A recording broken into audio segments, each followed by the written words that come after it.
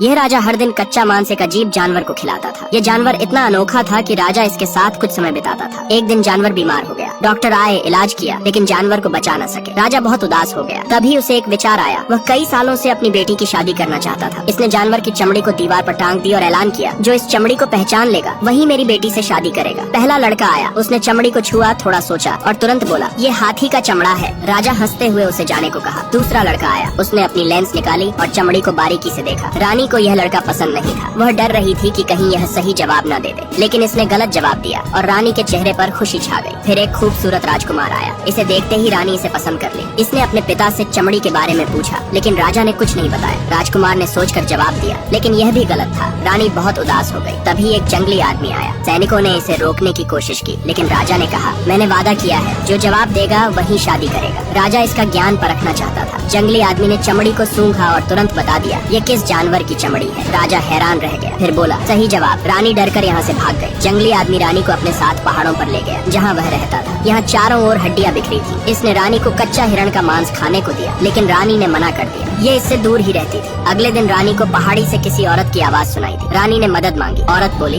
हम वहाँ कैसे आ सकते हैं? कल मैं अपने छोटे लड़के को तुम्हें लेने भेजूंगी। सुबह समय पर आ जाना। सुबह रानी चुपके से बाहर निकली। छोटा लड़का इसे लेने आया और इसे लेकर जाने लगा। तभी जंगली आदमी को कुछ शक हुआ। इसने देखा कि रानी गायब थी। ये बाहर निकला और रस्सी पकड़कर इनका पीछा करने लगा। ये इनके पास पहुंचने ही वाला था कि लड़के के भाई ने रस्सी काट दी। जंगली आदमी खाई में गिर गया। रानी यह देखकर खुश हो गई और सुरक्षित बच गई।